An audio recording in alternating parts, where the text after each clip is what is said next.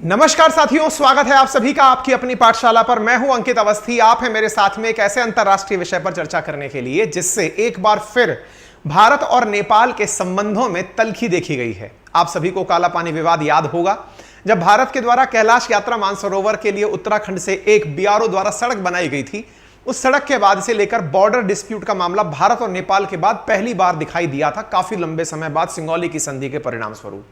अब ऐसी स्थिति में वर्तमान में फिर से यह सुर्खी है कि भारत और नेपाल के बीच में तल्खी बॉर्डर डिस्प्यूट को लेकर बढ़ी है, लेकिन इस बार कुछ और प्रोजेक्शंस हैं। क्या कुछ हुआ है आज के सेशन में हम जरूर बताएंगे। लेकिन जैसा कि आप सभी जानते हैं कि हमारा जो वीकली शो हुआ करता था रियल न्यूज एंड एनालिसिस, उसमें हमने वीकली नहीं डेली जो शो हुआ करता था जिसमें हम 5 बड़े मुद्दे डिस्कस किया करते थे, उन मुद्दों में हमने एक विषय यह डिस्कस किया था कि भारत की नई संसद कैसी है। और जब हमने नई संसद आपसे डिस्कस की थी तब बताया था कि उस नई संसद के अंदर अखंड भारत की एक फोटो काफी ज्यादा वायरल हुई है। मैं फिर से आपको याद दिला दूं कि ये जो 5 इशू हम यहां किया करते थे, अब उन इश्यूज को, क्योंकि समय का थोड़ा मेरे साथ में इन दिनों मैनेजमेंट में प्रॉब्लम चल रही है, इस वजह से मैं आपके सामने दिन भर में काट काट के बड़े बड़े जो बड़े मुद्दे हैं, 3-4 मुद्दे, उन्हें लाइव रोजाना ले रहा हूं। एक बार में 1.5 घंटा ना निकाल करके दिन भर में मैं अलग अलग मुद्दों में इन्हें कवर करता चल रहा हूं, ताकि हर बार आपको ताजा से ताजा जो अपडेटेड जानकारी है उससे मैं अवगत करा सकूं। और एक सूचना देते हुए मुझे यह खुशी भी है कि विद इन 7 डेज जो वन लाइनर क्वेश्चंस हैं, जिन्हें लेकर के आपके मन में काफी दिनों से द्वंद है, जो कि वनडे एग्जामिनेशन, एसएससी, रेलवे परीक्षा, इन सब के काम में आते हैं, उनकी भी क्लासेस हम एक अन्य शिक्षक के माध्यम से आपके सामने प्रस्तुत करने जा रहे हैं। मैक्सिमम 7 डेज के अंदर आपके सामने वो जो 10 क्वेश्चंस हैं वो आपके सामने प्रेजेंट हो जाएंगे, वन लाइनर एग्जामिनेशन के लिए जरूरी जो होंगे। ठीक है, अगर नहीं भी हुए तो मैं खुद अपनी तरफ से रिकॉर्ड करके उन्हें रोजाना आपके लिए अपडेट करूंगा, आप उसकी 1% भी फिक्र ना करें। ठीक है, अच्छा, तो यहां पर यह जानकारी आपके सामने आई। तो अब हुआ यह कि नए संसद भवन के अंदर अखंड भारत की एक फोटो लगाई गई है। आपने अगर हमारा वो वीडियो नहीं देखा है तो देख लीजिएगा। संसद के वीडियोस में अखंड भारत की आपको एक वीडियो दिखाई देगी जिसमें भारत का मैप कुछ इस प्रकार से आपको दिखाई पड़ता है। कुछ इस प्रकार से भारत का मैप आपको दिखाई पड़ता है, आप देख सकते हैं। अब ये अखंड भारत क्या है, हालांकि इस पर हमने पहले भी कभी सेशन किए हैं, लेकिन इस अखंड भारत के मैप के लगते ही संसद जैसी नई बिल्डिंग में भारत के लिए जो इतना ज्यादा मायना रखती है, संवैधानिक रूप से आर्टिकल 79 के तहत जिसकी व्याख्या है, अगर वहां पर अखंड भारत का मैप लगा है, और मैप नहीं, ये तो असल में एक म्यूरल पेंटिंग है, यानी कि एक तरह से बनाया हुआ पत्थर का सा संरचना है, और उसमें भारत के अखंड स्वरूप में जो पहले साम्राज्य हुआ करते थे, राज हुआ करते थे, उनका एक साथ संकलन किया गया है। इसके बाद में ट्विटर पर या सोशल मीडिया पर अखंड भारत की प्रशंसा होने लगी। लोगों ने लिखने लगा प्राउड मोमेंट अखंड भारत। यहां लोग लिख रहे हैं कि doesn't new parliament building truly represent entire Bharat with every region contribute, don't miss Chanakya ji and Akhand Bharat inside parliament, है ना। चाणक्य और अखंड भारत, ये जो 2 तस्वीरें हैं, ये अपने आप में बहुत कुछ व्याख्या कर रही थी। व्याख्या क्या कर रही थी? चाणक्य, चंद्रगुप्त मौर्य के समय पर जो भारत हुआ करता था, चंद्रगुप्त मौर्य, उनके बाद बिंदुसार के बाद अशोक के समय पर जो भारत का साम्राज्य था, उसमें चंद्रगुप्त मौर्य का जो कंट्रीब्यूशन था, ये तस्वीरें अपने आप में दर्शाती हैं कि हमारा इतिहास इतना ज्यादा समृद्ध रहा है कि जो आज इतने सारे देश बने हुए घूम रहे हैं, कभी वो एक हुआ करते थे। तो इसकी जहेज, इस म्यूरल पेंटिंग की वजह से जबरदस्त तरीके से ट्विटर पर या सोशल मीडिया पर वायरल न्यूज होने लगी। इस बात को ऑथेंटिकेट कर दिया किसके द्वारा? संसदीय कार्य मंत्री, जो संसद के लिए भारत में नियुक्त मंत्री हैं, जिनका नाम प्रहलाद जोशी है, उन्होंने बकायदा अपने एक ट्वीट से इस बात को जस्टिफाई सा कर दिया। क्या कहते हुए? द रिजॉल्व इज क्लियर, अखंड भारत, यानी हमारा जो विचार है वो स्पष्ट है और हम क्या चाहते हैं? अखंड भारत। यानी इन्होंने अपने द्वारा यह बोल करके कि हमारा जो संकल्प है वो स्पष्ट है और हम क्या चाहते हैं? अखंड भारत। तो अखंड भारत पर प्रहलाद जोशी का जब ये ट्वीट आया, देखिए अब तक तो ट्विटर पर ट्विटराइट्स अपने अपने सब बातें लिख रहे थे, लेकिन देश के संसद के संसदीय कार्य मंत्री के द्वारा यह बात लिखना, इससे तो बहुतों को आपत्ति हो जाएगी। आप विचार करिए, कोई भी हमारा पड़ोसी देश हो जिसे यह सुनने को मिले कि आज उनकी जो भूमि है उसे हम अपने में काउंट कर रहे हैं। उदाहरण के लिए, आज भारत के बड़े भूभाग के ऊपर चीन के द्वारा क्लेम किया जाता है। उदाहरण के लिए, अरुणाचल प्रदेश को चीन क्लेम करता है कि वह उनका है। ऐसे ही 9 डैश लाइन बांध करके चीन के द्वारा साउथ चाइना सी के अंदर बहुत सारे देशों के बहुत बड़े बड़े हिस्सों को अपना बताया जाता है कि यह हिस्सा हमारा है। तो इस बात से हमें कितना परहेज होता है। आप और हम जब एक भारतवासी के रूप में सोचते हैं कि अपने किसी हिस्से को चीन द्वारा यह कहा जाए कि यह तो मेरा तिब्बत का एक्सटेंशन है, जबकि हमारा शासन चल रहा है, हमारी सरकार है, हमारे सीएम और राज्यपाल वहां बैठे हुए हैं, उसके बावजूद भी सुनकर हमें दुख होता है। ऐसी स्थिति में अब भारत के द्वारा जब किसी कार्य मंत्री के द्वारा यह कहा जाए कि लुम्बिनी और कपिलवस्तु जो कि वर्तमान में नेपाल में हैं वो हमारे हैं और यही हमारा संकल्प है। अब संकल्प पत्र से आप सोच सकते हैं कि इनको कितनी मिर्ची लगेगी। मिर्ची लगी तभी जाकर सुर्खियां बनी। द हिंदू में छपी खबर है कि Akhand Bharat mural in new Indian parliament trigger row in Nepal. Nepal में वो विवाद का कारण बन गया है कि इंडिया धीरे धीरे क्या चीन की रणनीति अपनाते हुए बॉर्डर्स पर एनक्रोचमेंट करने का विचार रखता है। क्या वो छोटे देशों को ऐसे खा जाएगा, क्या वो छोटे देशों पर अपना एनक्रोचमेंट कर लेगा। इस बारे में वहां पर जो पूर्व प्रधानमंत्री हैं उन्होंने भी बातें उठाई हैं। वर्तमान में नेपाल के प्रधानमंत्री भारत की यात्रा पर आए हुए हैं, उनसे उम्मीद की गई है कि वो इस मुद्दे को भारत में उठाएं। तमाम बातें यहां पर उठाई गई। तो अपोजिशन रेजेस इन नेपाल ओवर अखंड Bharat mural placed in new parliament built. आप यहां देख सकते हैं विद अखंड भारत ओवरटर्न अपसेट नेपाल इन पॉलिटिशियंस।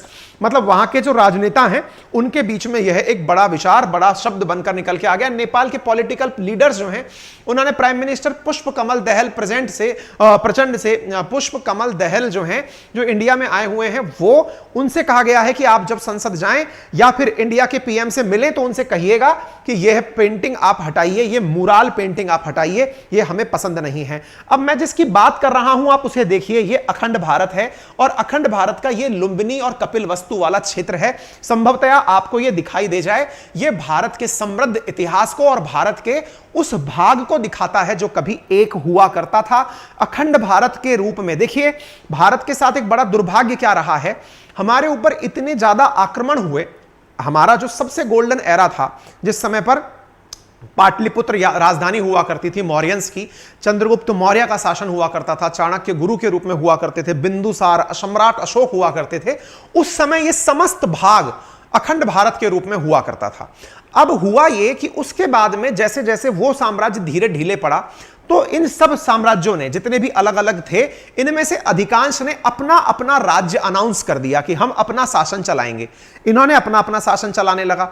जब ये अपने अपने शासन चलाने लगे उसके बाद में भारत पर विदेशी आक्रमण होने लगे और विदेशी आक्रमणों में सबसे पहले विदेशी आक्रांताओं में ये मंगोल, तुगल्स, ये जो जितने भी हैं, अफगान, ये लोग भारत में एज एन लुटेरे एंट्री करने लगे क्योंकि इन्हें पता था कि भारत बहुत समृद्ध राष्ट्र है, सोने की चिड़िया जैसा देश है, तो उसे लूटने के लिए ये लोग आने लगे। तो मध्यकालीन भारत में बाहर के जो इन्वेडर्स थे वो आने लगे। फिर धीरे धीरे उनके इन्वेजन के बाद में एक्सट्रीम उसका कब टच हुआ, जब अंग्रेज भारत में एंट्री कर गए। अंग्रेज आए, पुर्तगाली आए, फ्रांसीसी आए, डच, ये सब जब इंडिया आकर पहुंचे तो भारत पर एक लंबा इतिहास हमारी दास्ता के रूप में निकला। यानी हमारे ऊपर विदेशियों का बहुत लंबे समय तक अतिक्रमण रहा। जब विदेशियों का अतिक्रमण रहा तो भारतवासियों को अपने इतिहास के बारे में जानकारी ही भुला दी गई क्योंकि हमें जो पढ़ाया जाने लगा ब्रिटिशर्स के द्वारा लिखा गया इतिहास। ब्रिटिशर्स ने जो खोज के निकाला वो मैकाले की शिक्षा पद्धति हम पर थोपी गई। अंग्रेजों के हितों में बनाने के लिए बाबू तैयार किए गए। आज भी भारत में जो सब्जेक्ट्स पढ़ाए जाते हैं उन सब्जेक्ट्स में जो इंग्लिश लिटरेचर, इंग्लिश के जो विद्वान रहे, जैसे आप राजस्थान की अगर आप बात करेंगे तो राजस्थान में कर्नल जेम्स टोड ने राजस्थान के बारे में क्या देखा, वो जो पुस्तक में उन्होंने लिखा है उसी को सही मान करके पढ़ाया जाता है क्योंकि मैकाले शिक्षा पद्धति में उन्हीं को ही प्रमाणित माना गया जो अंग्रेजों के द्वारा खोजा गया इतिहास था। आज हम सिंधु घाटी सभ्यता को खोजकर गौरवान्वित महसूस करते हैं लेकिन इस बात पर गौरव महसूस नहीं करते कि वो कभी भारत का हिस्सा हुआ करती थी। हम ये खोजकर तो महसूस करते हैं कि फलाने सिंह ने इसे खोजा था, ये तो हमारे लिए गर्व का विषय हो जाता है, लेकिन ये कहना कि वो जो क्षेत्र खोजा गया था वो खोजा गया था लेकिन इसका मतलब है कि वो पहले एग्जिस्ट करता था। विचार इस बात पर करें कि सिंधु घाटी सभ्यता पहले भारत में हुआ करती थी, सबसे उन्नत सभ्यताओं में से एक हुआ करती थी। इनका हम लोग अपना ग्लोरी, इनको हम लोग इनके प्रति तक्षशिला, ये जितने भी नालंदा जैसे विश्वविद्यालय हैं, इन पर गौरवान्वित होने के स्थान पर इन्हें किसी ने खोजा, हम समझने लगे वो बड़े लोग हो गए। तो वो जो भारत के प्रति भारतवासियों में जो अभी नई जागना जगी है, उनमें ये आत्मविश्वास पैदा हो रहा है कि हम वो नहीं हैं जो हमें अभी बताया गया है, हम वो हैं जिनका इतिहास बहुत समृद्ध है, हम बड़ी पुरानी, बहुत पुरानी संस्कृति हैं। जब ये बात निकल कर आती है तो निश्चित है कि अब इस बात को जानने के बाद आज के जमाने में अंग्रेजों की दास्ता में पनपे हुए तमाम राष्ट्र, फिर चाहे वो नेपाल हो, चाहे भारत हो, चाहे श्रीलंका, पाकिस्तान, अफगानिस्तान, ये सब वो हैं जिन पर कभी ना कभी अंग्रेजों का राज रहा है। ऐसी स्थिति में इन्हें यह बात जानने में बड़ी अटपटी लगेगी कि ये कभी सब यूनिफाइड हुआ करते थे, और हुआ भी यही। नेपाल के पीएम प्रचंड भारत की 4 दिन की ऑफिशियल विजिट पर 31 तारीख को आए हुए हैं और यहां आकर के वो प्रधानमंत्री नरेंद्र मोदी से मुलाकात भी किए हैं। नई संसद की आर्ट गैलरी में लगा हुआ ये भारत का म्यूरल आर्ट जो विवादों में घिरा है, इसको उठाने का सबसे पहला जिम्मा किसने लिया? नेपाल के पूर्व प्रधानमंत्री थे भट्टाराय जी। बाबूराम भट्टाराय जी ने ट्वीट करके चेतावनी दी कि अगर यह म्यूरल आर्ट भारत के पड़ोसी देशों के बीच गैर जरूरी और नुकसानदायक टकराव बढ़ा सकता है, इसके बीच पहले से ही आपसी संबंधों में विश्वास की कमी है जो और बढ़ सकती है, इसलिए भारतीय राजनीतिक नेता अपनी मंशा स्पष्ट करें। यह बात क्यों उठी? क्योंकि प्रहलाद जोशी जो कि भारत के संसदीय मंत्री हैं, उनके इस ट्वीट ने, क्योंकि देखिए अब तक जो लोग कर रहे थे वो लोगों की बातें थी, लेकिन जब किसी ऑथराइज्ड व्यक्ति ने इस बात को जस्टिफाई कर दिया ये कहते हुए कि हमारा संकल्प स्पष्ट है, तो यह बात इनको चिंता देने वाली थी। और इन्होंने कहा कि पहले ही हम लोगों के बीच में एक दूसरे के प्रति जो विश्वास है उसकी कमी है, और अगर यह दृश्य और रहे तो इस पर स्पष्टीकरण की आवश्यकता है। यह बाबूराव भट्टाचार्य जी का दिया गया कमेंट है जिसे आप यहां पर देख सकते हैं। जिस प्रकार से आपके सामने यह निकल कर आ रहा है, आप बाबूराव भट्टाचार्य जी का कमेंट यहां पर देख सकते हैं, ठीक है ना। अच्छा, इसके बाद में आप यहां के लोगों का, एक तो हुआ कि क्या नेता लोग ही इस तरह की बातें कर रहे हैं? जवाब बना नहीं, केवल नेताओं के द्वारा ही यह बातें नहीं की जा रही हैं। तो फिर कौन कर रहा है? आम जनता भी इस तरह की बात उठा रही है। अब नेपाल की जनता कैसे बात उठा रही है वो देखिए। नेपाल का एक ट्वीट है जिसमें हम दिखा रहे हैं, उनका कहना है कि आज इंडिया की संसद बनी, उन्होंने अपने द्वारा अखंड भारत की मूरत छाप दी, समझ में आया। लेकिन अब नेपाल की भी नई संसद बनने जा रही है, तो क्या हम उसमें अखंड नेपाल की मुराल पेंटिंग लगा लें? क्योंकि आपको मालूम है कि नेपाल तुरंत वो सब काम करता है। जैसे इंडिया ने अपना मैप जारी किया, नेपाल ने तुरंत अपना मैप जारी किया जिसमें उन्होंने बताया कि नहीं ये क्षेत्र हमारे साथ है। अब जब इंडिया ने अपना अखंड भारत मैप जारी किया है तो नेपाल कहता है कि हम वो वाला मैप जारी कर दें क्या, जिसमें जो वर्तमान का कांगड़ा वाला जो क्षेत्र है वो हमारे साथ था, हम वो वाला क्षेत्र दिखा दें। कांगड़ा और तीस्ता वाला जो क्षेत्र है जो अंग्रेजों के राजकाज से पहले तक नेपाल का हिस्सा हुआ करता था, संगौली की संधि के बाद में वो इधर से उधर हुआ। बोले अगर आप कहो तो हम वो अपने साथ दिखा दें। ये वहां के लोग जो हैं उनकी सिंपल प्रतिक्रिया है कि भारत ऐसा क्यों कर रहा है। तो इन्हें लगता है कि नेपाल को, नेपाल का जो संसद, जो संविधान, जो मुराल पेंटिंग बनाने का तरीका है वो भारत को चैलेंज देने के लिए उपयुक्त होगा। तो ये इस प्रकार से इस विचार को पेश कर रहे हैं। नेपाल के जो पूर्व प्रधानमंत्री केपी शर्मा ओली हैं, जिनको आप पहले से भी जानते हैं कि वो साम्यवादी विचारधारा के हैं, चीन द्वारा ज्यादा झुके हुए हैं। उन्हें तो समझिए कि थाली में मतलब परसा परसाया एकदम मटेरियल मिल गया। उन्होंने कहा कि देखा, मैंने तो पहले ही कहा था कि इंडिया की मंशा सही नहीं है, और अगर आप ऐसा करते हैं तो फिर भारत जाकर आप क्या कर लेंगे? अगर पीएम साहब आप वहां गए और जाकर आपने इस विषय पर चर्चा नहीं की तो फिर जाके क्या किया? आपको याद होगा वर्तमान में भारत नेपाल के बीच, हालांकि भारत नेपाल के बीच बहुत अच्छे संबंध है। भारत में ना जाने कितने नेपाली लोग भारतीय सेना में काम करते हैं, भारत के बहुत सारे उद्योगों में काम करते हैं, और भारत के भी बहुत सारे लोग नेपाल में अपनी इंडस्ट्रीज चलाते हैं, बहुत सारी होटल्स रन करते हैं, बहुत सारे टूरिज्म में सेक्टर में इन्वॉल्व हैं। तो हम दोनों के बीच में बहुत अच्छे व्यवहार हैं।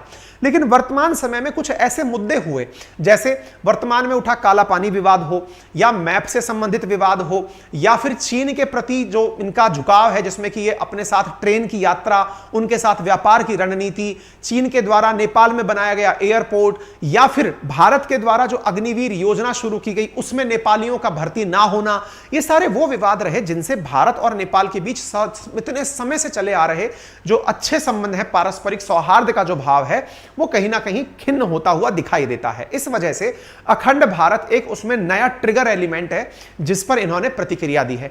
चलो, इनकी प्रतिक्रिया समझ में आती है, लेकिन जिन्होंने प्रतिक्रिया नहीं दी, पाकिस्तान, अफगानिस्तान, बाकी जो अन्य आसपास के देश हैं, क्या वो ये बात स्वीकार कर चुके हैं? चलो इन्होंने तो प्रतिक्रिया दी, वो ये स्वीकार कर चुके हैं कि हाँ पापा आप सही कह रहे थे, हम तो आपके साथ ही हैं, ठीक है ना। खैर एनीवे, फिलहाल के लिए इन्होंने अपनी बातें लिख दी हैं। अब मैं हल्का सा आपको अखंड भारत का इतिहास बता देता हूं और उसका कॉन्सेप्ट क्या है ये बता देता हूं। देखिए, भारत को जिस रूप में आप देखते हैं वो ये वाला क्षेत्र है, जिसमें क्या है, भारत के साथ पाकिस्तान और चीन का अधिकृत कश्मीर वाला हिस्सा भी है। देखिए, भारत का एक बड़ा भूभाग यहां वाला, ये पाकिस्तान के पास है, और ये वाला भूभाग बड़ा सा हिस्सा जो है वो चीन के पास है। एक तरफ पाकिस्तान ऑक्यूपाइड कश्मीर है और एक तरफ चीन ऑक्यूपाइड लद्दाख वाला जो क्षेत्र है वो है। अच्छा, फिलहाल हमारी स्थिति मैप में कुछ इस प्रकार से है, लेकिन अब अखंड भारत का कॉन्सेप्ट आपको समझना है तो भारत के साथ और देशों को भी समझना होगा। तो देखिए, ये जो जगह हमने खाली छोड़ दी, ये बांग्लादेश की जगह है।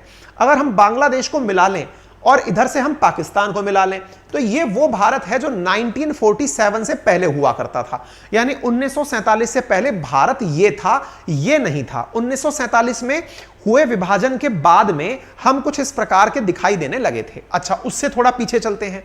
तीसरा भारत वो है जिसमें कभी जब अंग्रेजों का शासन हुआ करता था तो गंडमक की संधि के कारण अफगानिस्तान हमारे लिए एज ए बफर स्टेट हुआ करता था। तो अफगानिस्तान, पाकिस्तान और ये वाला क्षेत्र, इसमें पाकिस्तान के साथ साथ नेपाल जो कि संगौली की संधि के साथ जुड़ा हुआ था, भूटान, म्यांमार जो कि बाद में 1917 के अराउंड भारत से अलग हुआ था, बांग्लादेश और श्रीलंका। श्रीलंका पर भी अंग्रेजों का ही शासन हुआ करता था। जब संपूर्ण भारत पर अंग्रेजों का शासन था तो श्रीलंका और ये सब एक साथ ही थे। इंडिया सब कॉन्टिनेंट पूरी तरह से अंग्रेजों के पास था, तो टेक्निकली इस पूरे क्षेत्र पर अंग्रेजों का शासन था। जब ये पूरा शासन अंग्रेजों के पास था तो फिर हमें केवल इतना सा ही क्यों मिला? टेक्निकली तो हमें पूरा ये मिलना चाहिए था। भाई अंग्रेज जब गए, एक तरह से इतना सारा सोचा जाए कि जो हमारे पास इतनी सारी रियासतें थी, सैकड़ों रियासतें थी, उनसे हमारा ये स्वरूप बनकर आया है। तो इसी प्रकार से इनको भी एक तरह से ट्रीट तो ऐसे ही किया जा सकता है कि इस पूरे हिस्से को अंग्रेजों ने भारत समझ करके ही तो कब्जा कर रखा था। तो ये हमारे पास हुआ। एक और रूप है जो कि हमें वेदों से मिलता है या फिर हमारे मंत्रों में मिलता है, और वो क्या है, जिसमें Bharat, Pakistan, Afghanistan, Nepal, Bhutan, Myanmar, Bangladesh, Sri Lanka, Thailand, Cambodia, Malaysia, Indonesia, Iran तक, ये पूरा की पूरा जो आसियान वाला क्षेत्र है ये भारत के रूप को दर्शाता है। अब आप पूछेंगे एस के पीछे क्या तर्क है? देखिए, बहुत सारी चीजें अगर आप आज भी देखते हैं तो भारत की तरह ही इंडोनेशिया में बहुत सारी मान्यताएं कॉमन हैं। जैसे वहां के मतलब जो नोट हैं उन पर भारतीय देवी देवताओं की तस्वीरें, वहां की जो फ्लाइट है उस पर भारतीय देवी देवताओं की तस्वीरें होना, वहां पर बहुत सारी चीजें, जैसे वहां का जो बजट जारी होता है उसमें भी भारतीय देवी देवताओं की तस्वीरें होना, यहाँ के लोगों के भारत जैसे लोगों के नाम होना, कंबोडिया के अंदर अंकोर वाट का टेंपल होना, यह दर्शाता है कि कभी हम सब लोग एक ही थे। ये उस प्रकार का हमारा इतिहास है। लेकिन चूंकि हमारे पास में इतना लंबा दास्ता का समय रहा है कि हम अपनी ही इतिहास को भूल गए। ये बिल्कुल वो वाली चीज है, हम लोग गजनी स्टाइल में जी रहे हैं, हमें याद नहीं है कि हमारा इतिहास क्या था। तो ये बात अब निकल कर आती कैसे? तो हमें पता किसको चला, मतलब कैसे किसी को यह पता चला कि भारत ऐसा हुआ करता था? तो भारत ऐसा हुआ करता था ये किसे पता चला? तो असल में हम जब पूजा पाठ करते हैं मंत्रोच्चार के साथ में, जब भी आप वैदिक विधि विधान से पूजा पाठ करते हैं, तो जब आपके ग्रह के बारे में पूछा जाता है, जैसे मेरे अभी गृह प्रवेश का मुहूर्त था, तो उसमें मंत्रोच्चार का जो शुभारंभ होता है वो यहीं से होता है, जम्बू द्वीपे भरत खंडे आर्यावर्त देशांतर्गते। इसका मतलब वो एक तरह से आपकी लोकेशन को बताता है कि आप इस कॉलोनी के अंदर हैं, आप इस घर के अंदर हैं, आपका ये मूल गोत्र है, ये आपका नाम है, हम आपके लिए विधि विधान पूर्वक प्रभु से याचना करते हैं। तो इस ये जो जम्बू द्वीपे भरत खंडे यानी जम्बू द्वीप में भारत खंड, तो ये जो जम्बू द्वीप है ना, ये पृथ्वी के 7 द्वीप मान करके उनमें से एक माना गया। 7 द्वीपों में से एक, जैसे आज 7 कॉन्टिनेंट्स हम मानते हैं, उनमें से 7 कॉन्टिनेंट्स का नाम जम्बू, प्लक्ष, शालमल, कुछ, क्रौंच, शाक और पुष्कर नाम से माने गए थे, जो सभी द्वीपों के मध्य स्थित थे। जम्बू द्वीप को अखंड भारत की तरह पेश किया जाता है। तो जो जम्बू द्वीप वाला जो क्षेत्र है, इसे अखंड भारत के रूप में पेश किया जाता है कि हां भाई ये अखंड भारत है। ठीक है, इसके बारे में 1941 में भंडारकर रिसर्च इंस्टीट्यूट से पंडित पांडुरंग वामन की एक किताब छापी गई, जिसमें लिखा गया कि भारतवर्ष के अंदर कई सारे देश आते थे और भारतवर्ष जम्बू द्वीप के अंदर था, यानी जम्बू द्वीप के अंदर भारत खंड था। जम्बू द्वीप पे भरत खंडे, जम्बू द्वीप कुल दुनिया में 7 द्वीप, उनमें से भारत एक था। ठीक है, अच्छा, अब इसके बारे में और कौन हिस्टोरियंस हैं जो क्या कहते हैं, तो इधर की तरफ देखिएगा। यहां पर है इतिहासकार दिनेश चंद्र सरकार ने अपनी किताब study in the geography of ancient and medieval India में दावा किया है कि भारतवर्ष की सबसे पुरानी सभ्यता की निशानी सिंधु घाटी सभ्यता से मिलती है। और यह दावा आप लोग जानते भी हैं, पढ़ते भी हैं। और जब अपन की ये जो आरएएस की क्लासेस चलेंगी, इसमें तो हिस्ट्री भी मैं एंशिएंट हिस्ट्री से शुरू करवा रहा हूं, ताकि आप लोगों को बहुत अच्छे से जानकारी वहां पर प्राप्त हो सके। ये पुरातात्विक साक्ष्य करीब 8000 साल पुराने बताए गए हैं, जबकि वैदिक काल 3500 साल पुराना ही है।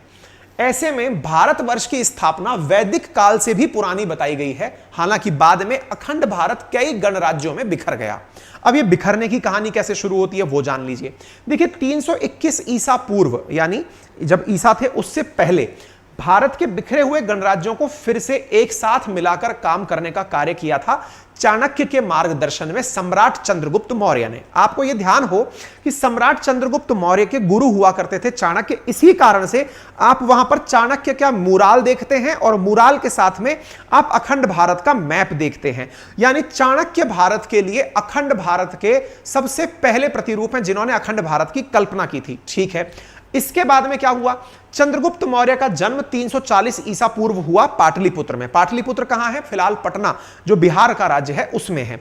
स्वतंत्र राज्यों को एकजुट करने के लिए चंद्रगुप्त ने अहम भूमिका निभाई, क्योंकि चंद्रगुप्त ने ही अल्टीमेटली सभी को हरा हरू के एक साथ किया। ठीक है, आगे बढ़ते हैं।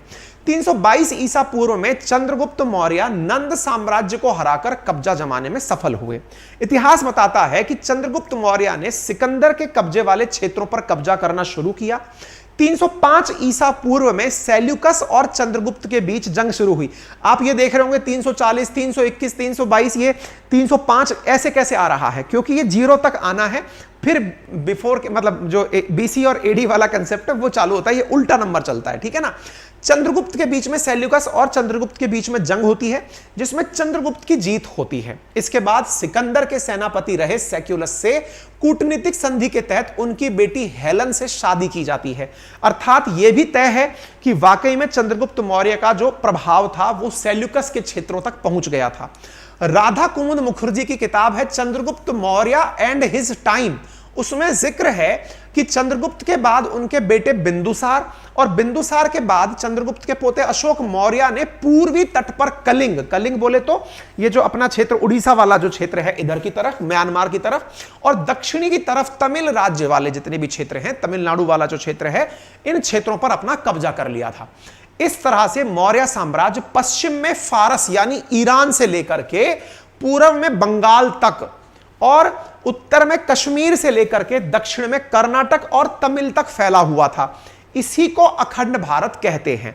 यानी भारत का जो सबसे गोल्डन एरा था वो चंद्रगुप्त मौर्य या मौर्यन डायनेस्टी के रूप में था। और उस समय ये जब हम आपको ये जो अपन का फाउंडेशन बैच शुरू हो रहा है ना राजस्थान प्रशासनिक सेवाओं के लिए, उस प्रशासनिक सेवा जिसका आखिरी डेट 7 तारीख है, ध्यान रखिएगा भाई, मैंने उसके बारे में पहले ही सूचना दे दी है। एडमिशन चालू है, लिंक कमेंट बॉक्स में पिन है। वहां पर हम लोग शुरू ही यहीं से कर रहे हैं, मतलब एंशिएंट इंडिया से ही आपका जो एंशिएंट हिस्ट्री है वो वहीं से शुरू हो रहा है ना? ठीक है, तो आप इस प्रकार से अखंड भारत के रूप में जान गए। अच्छा, अब फिर क्या हुआ? अब भाई समय घटता गया, आप 320 से 5 से अब 185 ईसा पूर्व में आए। इस समय मौर्य साम्राज्य का अंत हुआ। वैसे ही जैसे इंडिया से अंग्रेज चले गए, तो ऐसे ही मौर्य साम्राज्य जो था, जो अपना यहीं का नेटिव था, पाटलिपुत्र से पनपा था, वो अब धीरे धीरे पतन की तरफ जाने लगा। क्योंकि हर व्यक्ति हर समय चरम पर नहीं रहेगा, परचम उसका नहीं फहरेगा। ऐसी स्थिति में इसके बाद अखंड भारत धीरे धीरे बिखरने लगा। जो जितने भी लोकलाइज्ड एरिया थे उनमें था शांग, किन, शक, सातवाहन, कुषाण, दक्षिण भारत में चोल, चेर, पांड्या, ऐसे कई साम्राज्य और बनकर सामने आए। कभी अखंड भारत में चोल और पांड्या साम्राज्य का हिस्सा रहा श्रीलंका भी 1310 ईस्वी में जाकर आजाद हो गया। अब आप इससे अंदाजा लगाइए कि अखंड भारत का हिस्सा हुआ करता था श्रीलंका, वो भी 1310 में निकल गया। अब सोचिए, अखंड भारत से पहला देश आउट कौन सा हो गया? श्रीलंका। अंग्रेजों ने भी इसे फिर एक अलग देश ही मान लिया। 870 में अफगानिस्तान भी अलग हो गया और अरब सेनापति याकूब एलिस ने और मुगल और अंत में ब्रिटेन ने इन पर कब्जा किया, लेकिन यह अलग बन गया। इसके बाद में 26 मई 1876 में जाकर के, 1870 की बात ये हो गई, 1870 के बाद में 1876 को रूस और ब्रिटेन के बीच में गंडमक की संधि होती है, जिसमें रूस और ब्रिटेन अफगानिस्तान को as a buffer state treat करते हैं। जैसे इंडिया और चाइना नेपाल और भूटान को बफर स्टेट मानते हैं कि ये किसी का भी नहीं है, लेकिन हमने ऐसे कह नहीं रखा, ऑन पेपर मानते हैं। लेकिन ब्रिटेन ने तो बाकायदा अफगानिस्तान को एक बफर स्टेट माना। 8 मई के दिन 1919 में ब्रिटेन से ये आजाद भी हो गया। चलिए, ये देश भी बाहर आ गया, श्रीलंका अलग हो गया, अब अफगानिस्तान अखंड भारत से अलग हो गया। ब्रिटेन ने 1907 में भूटान को भी अखंड भारत से अलग कर दिया और उगे वांगचुक के नेतृत्व में राजशाही की स्थापना की गई। 1937 में बर्मा भी भारत से अलग हो गया। तो यानी आप इस तरह से सोचिए कि चाहे भूटान हो, चाहे बर्मा जिसे आप म्यांमार के नाम से जानते हैं, अफगानिस्तान हो, श्रीलंका हो, ये सभी कभी एक हुआ करते थे।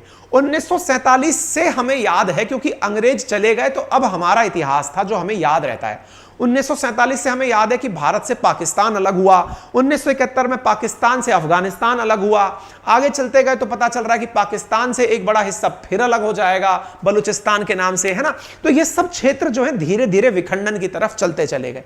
वास्तविकता में हम सब पहले एक थे, ये बात हमारे संसद की उस म्यूरल पेंटिंग के अंदर बताई गई है। अब आपके दिमाग में फिर सवाल आता है, तो ये व्यक्ति कौन था जिसने कि अखंड भारत का पुनर्जागरण किया कि हम सब एक थे तो एक वापस क्यों ना हो। जैसे चीन के अंदर माओ जेडोंग को माना जाता है कि माओ जेडोंग की अवधारणा थी कि भाई जितना भी है चीन ऐसा होना चाहिए, किंग डायनेस्टी के बाद में, कि बोले वहां पर चीन की 9 डैश लाइन के साथ, 11 डैश लाइन के साथ साउथ चाइना सी में हम भेड़ बकरी चराने जाया करते थे, तिब्बत हमारा था, तिब्बत का एक्सटेंशन अरुणाचल प्रदेश था। तो चीन आज भी उसी इतिहास में जीता है, तो हम इस इतिहास को मानने से क्यों डरें। तो यह धारणा हमें भी प्रबलता देती है कि चीन वालों, जब तुम तुम्हारा मान सकते हो तो हम हमारा क्यों नहीं मान सकते।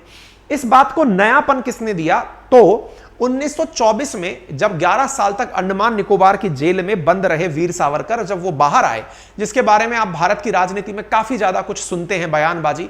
कांग्रेस कहती है कि सावरकर ने माफी मांगी थी ब्रिटिशर्स से, ये क्षमा मांग कर बाहर आए थे। बीजेपी कहती है कि हमारे तो विचारधारा के प्रवर्तक ही ये हैं। प्रधानमंत्री ने संसद का जब उद्घाटन किया तो इन्हीं को प्रणाम करके एंट्री की। खैर, राजनीति अपनी जगह है, सबको अपनी वोट पकानी है, लेकिन फिलहाल के लिए ये कंसेप्ट कहां से निकल कर आया, तो वीर सावरकर जब बाहर आए तो उन्होंने अपनी एक किताब लिखी जिसका नाम है माई ट्रांसपोर्टेशन फॉर लाइफ। इस पुस्तक में इन्होंने अखंड भारत का जिक्र किया।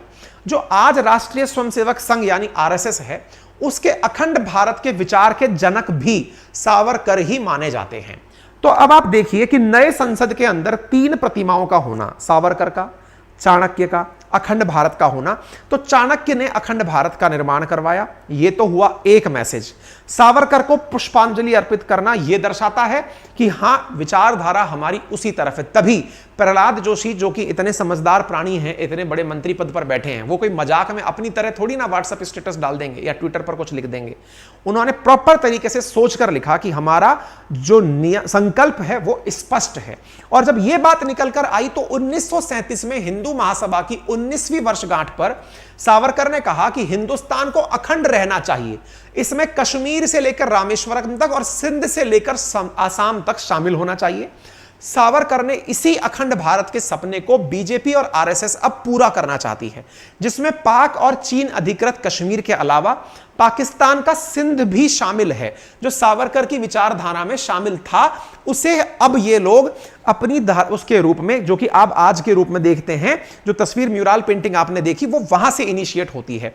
1949 को कोलकाता में आरएसएस के सरसंघ चालक, देश की आजादी के बाद की बात कर रहा हूं, सदाशिव गोलवरकर ने भी कहा था कि पाकिस्तान एक अनसर्टेन यानी अनिश्चित राष्ट्र है, ऐसे में इसे मिलाकर अखंड भारत बनाने का प्रयास करना चाहिए। मतलब पाकिस्तान हमसे टूटा अलग हुआ समझ में आया, क्योंकि वास्तविकता में कभी इस्लाम भी भारत में नहीं था। ये तो फॉरेन इन्वेडर्स आए थे, उनके साथ चलकर आया हुआ धर्म था। इस्लाम आया तो इस्लाम की मान्यताओं को मानने वालों को लगा कि हमें अपना एक क्षेत्र चाहिए। मुस्लिम लीग ने उसे हवा दी, जिन्ना ने उसका नेतृत्व किया, फाइनली एक राष्ट्र अलग बन गया। वास्तविकता में नेटिव रूप से वो सारे इंडियंस ही हैं, वो कभी मूल रूप से भारतवासी ही थे और वो अब अपना अलग देश मानते हैं, लेकिन मूल रूप से वो भारत के ही हिस्से के अंदर आते हैं। अब क्या प्रधानमंत्री जो प्रचंड आए हुए हैं 4 दिन की ऑफिशियल यात्रा पर, उन्होंने कुछ कहा क्या? तो देखिए साहब, 31 तारीख को प्रचंड यानी परसों इंडिया आ गए 4 दिवस की यात्रा पर। प्रधानमंत्री से आप प्रॉपर तरीके से मुलाकात की है, हाथ हैंडशेक वगैरह सब हो गया। इन दोनों देशों के बीच में रामायण सर्किट के बारे में तेजी से काम करने के बारे में विचार हुआ। इन्होंने कहा कि हम hydro power development, agriculture, connectivity, इन मुद्दों पर बात करी।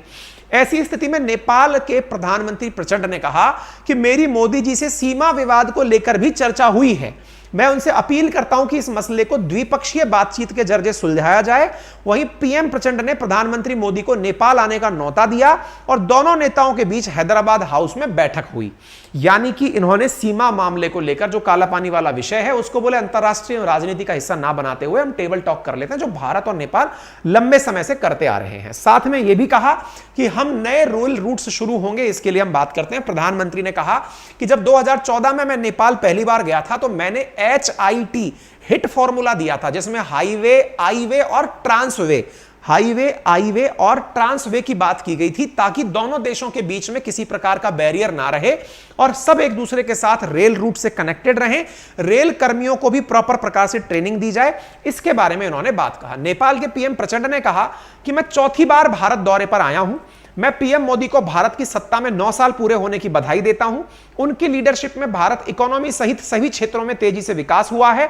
आज भारत और नेपाल के बीच संबंधों को आगे बढ़ाने के लिए कई महत्वपूर्ण समझौते हुए हैं।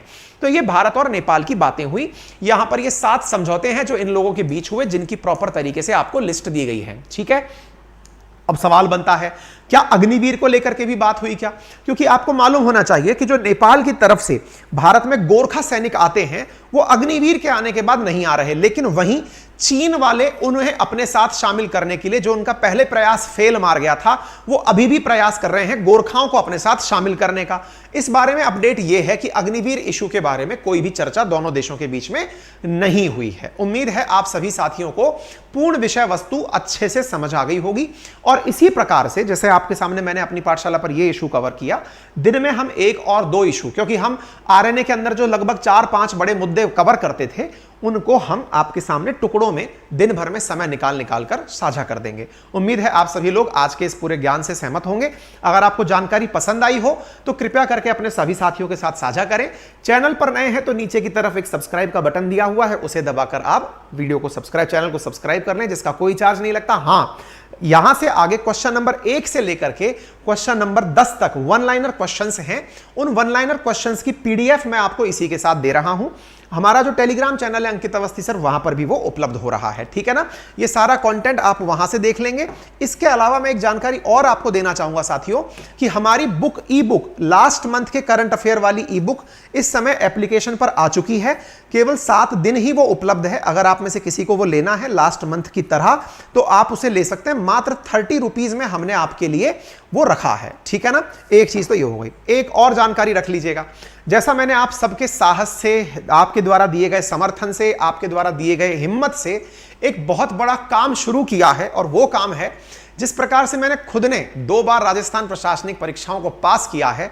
मैं सोचता हूं कि जिन गुरुजनों से मैंने पढ़ाई की, जिनके नेतृत्व में रह करके मैंने इस प्रकार से प्रीलिम्स और मेंस की तैयारी की, जिनके साथ में मैंने लगभग 17 सब्जेक्ट कवर किए, पूरी तैयारी के अंदर 17 सब्जेक्ट आपके सामने लिखे हुए हैं। ये 17 सब्जेक्ट कवर किए, जिनके लिए 21 टीचर्स की मैं टीम लेकर आपके सामने प्रस्तुत हुआ। वो टीम मेरे प्यारे साथियों 8 तारीख से आपके लिए रेगुलर क्लास लेने लग जाएगी। मैंने टीचर्स की फोटो वाटो सब साझा की थी। प्रीलिम्स प्लस मेंस का फाउंडेशन बैच है। इतना बृहद सिलेबस है कि आप सिलेबस को अगर देखेंगे, जिसमें math, reasoning, English, economy, ethics, public administration, yoga, behaviour, ये सब शामिल है। और विशेष रूप से ये ऐसा प्रयास है साथियों जिसने राजस्थान में तहलका मचा दिया है। मतलब लोग ये समझ ही नहीं पा रहे हैं कि इतने सारे सब्जेक्ट्स को, कई लोग तो इस बात को, जैसे क्या होता है ना, जब जियो ने इंटरनेट दिया था ना सबसे पहले, तो लोगों को लगता ही नहीं था, क्योंकि एयरटेल पर 1 GB डेटा 350 रुपए का आया करता था, और जियो ने आकर 6 महीने के लिए डेटा ही फ्री कर दिया। और आज सभी के सभी लोग 200 रुपए में अनलिमिटेड डेटा देने लग गए हैं। हमारे साथ भी कुछ ऐसा हुआ। हमने कल जिस प्रकार की प्रतिक्रिया देखी, लोगों ने गजब का हमारा उत्साहवर्धन किया, लेकिन कुछ प्रतिक्रियाएं ऐसी भी थी, अरे संभव ही नहीं है, अरे ये तो झूठ बोलते हैं, अरे ये तो कर ही नहीं पाएंगे, अरे ये तो असंभव है। और साथियों, जब लोग आपके बारे में ये कहने लगे ना कि ये असंभव है, काम तभी करने में आनंद आता है। मैं आपको यकीनन बताता हूं साथियों, मैंने आपसे पहले भी कहा था कि ये इतने सारे फीचर्स के साथ, इवन इंक्लूडिंग लैपटॉप पर भी हमारा एप्लीकेशन अब आ चुका है। डिजिटल बोर्ड के थ्रू क्लासेस, रोजाना 4 से 6 घंटे की क्लासेस, ऑफलाइन के टीचर्स के थ्रू क्लासेस जिनसे मैं पढ़ा हूं उनसे classes, weekly Rajasthan current affair की क्लासेस प्रॉपर तरीके से आपको उपलब्ध कराने का जो मैंने डिसीजन लिया है ना, जिसमें राजस्थान प्रशासनिक, और देखिए इंपॉर्टेंट क्यों है, अगर आपने लेट होते हैं तो आप अपना नुकसान क्यों करेंगे, क्योंकि संभवतः 2 से 3 महीने के अंदर प्रीलिम्स एग्जामिनेशन आपके सर पर खड़ा है। ये आप पहले से तय मानिएगा, फिर बाद में हम इसके अंदर एक्सक्यूज नहीं सुन पाएंगे, ठीक है ना। कभी भी प्रीलिम्स की घोषणा हो सकती है, आप तुरंत एडमिशन लें, और एडमिशन केवल 1 से लेकर 7 तारीख के बीच में ही 7500 रुपए में उपलब्ध है, ठीक है ना। 7500 पर लोगों को ट्रस्ट क्यों नहीं हुआ, क्योंकि टीचर इतने बड़े बड़े टीचर हैं जिनकी खुद की इंडिविजुअल एक सब्जेक्ट पढ़ाने की फीस 7500 रुपए है। वो एक बच्चे से एक सब्जेक्ट पढ़ाने का फीस इतना लेते हो। मैं वैसे टीचर्स को आपके साथ लेकर हाजिर हो गया। आप राजस्थान के किसी भी पढ़े हुए सेलेक्टेड कैंडिडेट से पूछिएगा हमारी टीचर की टीम दिखा करके कि भाई साहब ये टीम बताना कैसी है, उनसे आप एक बार एनालिसिस ले लेना, बाद में फिर हम आपसे बात सुन लेंगे। जब मैंने ये किया तो मेरे पास कॉल ये आ रहे हैं कि सर संभव ही नहीं है, ये कैसे कर लोगे। मैंने कहा भाई सुनो, मैंने फाउंडेशन बैच निकाला था, उसमें मेरे बच्चों ने मेरे हाथ मजबूत किए, अब मेरा कुछ देने का समय आया है। बोले कैसे आप कर पाएंगे। मैंने कहा इन 7 दिनों में जितने भी बच्चे एडमिशन लेंगे उनका जो डिफरेंस अमाउंट बचेगा वो तो मैं अपनी जेब से पे करूंगा। फिर 7 तारीख के बाद में मेरा कोर्स 15,000 रुपए का हो जाएगा, फिर मेरा ब्रेक इवन की तरफ वो आगे बढ़ेगा, यानी फिर 15,000 की कोर्स मुझे घर में पड़ेगी लागत। मैंने इसी प्रकार से रेट डिसाइड करवाई है। तो बोले सर इसका मतलब, मैंने कहा इसका मतलब ये मान लो कि हो सकता है मैं टेक्निकल ग्लिचेस भी देखने को मिल जाएं। कैसे भाई, मेरा भी तो डर लगेगा ना, अगर बच्चे ज्यादा आ गए तो मुझे मेरी जेब से भी तो देना पड़ेगा ना, क्योंकि मुझे ब्रेक इवन इतने पे मिल रहा है, टीचर्स को देने वाला जो अमाउंट है। बहुत भारी भरकम टीचर है, कोई इनको मंच पर नहीं ला पाया। मैंने भी बहुत बुरी तरह मन्नतें करके सबको मनाया, मगर भाई साहब सबको चलना है। और हाँ, उन सबके डेमो वीडियोस जिनके संभव हैं, मतलब लगभग, क्योंकि बहुत सारे टीचर्स बहुत मतलब व्यस्ततम टीचरों में से हैं, तो उन सबके टीचर्स के वीडियो मोस्ट प्रोबेबली 2 दिन के अंदर अंदर मैं सबके डेमो है ना, वो डेमो आपके साथ में एप्लीकेशन पर डलवा रहा हूं। आप उन सब से मिल लीजिए, तसल्ली से जान लीजिए, फिर आपको लगता है कि हाँ आपको पढ़ना चाहिए। जबरदस्ती तो कुछ है नहीं साहब, कोई जबरदस्ती बैठ के तो पढ़ा नहीं सकता, लेकिन हाँ मैं ये कोशिश जरूर कर सकता हूं कि आपके सामने इनको साझा करूं, ठीक है। तो फिर देरी किस बात की, जाइए अपनी पाठशाला एप्लीकेशन का लिंक कमेंट बॉक्स में दिया गया, जल्दी से जाइए अपने आप को वहां जाकर के डाउनलोड कर लीजिए, सब्सक्राइब कर लीजिए और बढ़िया एक्सपीरियंस लीजिए, क्योंकि प्रॉपर तरीके से हम आपके लिए डेमोज भी वहां पर दे रहे हैं। प्रॉपर तरीके से हेल्पलाइन नंबर आपको दिए गए हैं, आपको किसी भी प्रकार की असुविधा हो तो आप इनसे संपर्क कर सकते हैं। साथ में क्लासेस के कंप्लीट नोट्स आपको पीडीएफ फॉर्मेट में डाउनलोड करने के लिए मिलेंगे। मैंने जो हैंड रिटन नोट्स तैयार करवाए हैं वो आप चाहेंगे तो घर पर डिलीवर होंगे प्रिंटिंग कॉस्ट के ऊपर, क्योंकि भाई मैं मेरी जेब से वो नहीं दे पाऊंगा। बहुत लगभग 4-5 हजार पन्ने से अधिक के नोट्स बन रहे हैं, जो प्रॉपर गड्डी की गड्डी बन रहे हैं, ठीक है ना। अब इतने सारे नोट्स को अगर मुझे आप तक भिजवाना है तो जो प्रिंटिंग कॉस्ट आएगी, पेज का जो जेरोक्स का कॉस्ट आता है, मैं तो इवन ये तक कहूंगा आप जेरोक्स करा लेना, एक कॉपी ले जाना, सब लोग जेरोक्स करा लेना, मुझे उसमें भी कोई आपत्ति नहीं है, ठीक है। उस नोट्स पर मैं आपको वो नोट्स भी उपलब्ध करा दूंगा, ठीक है। तो फिर देरी किस बात की, अभी जाइए। और बाकी जो ई बुक हमारी लेना चाहते हैं, जल्दी से करंट अफेयर की बुक आ चुकी है, बाकी रेगुलर वीकली टेस्ट वगैरह ये तो सब आपको मिलने ही है, उसके अंदर कोई दिक्कत नहीं है, ठीक है भाई। चलिए बहुत बहुत धन्यवाद, अपना ख्याल रखें, थैंक यू सो मच।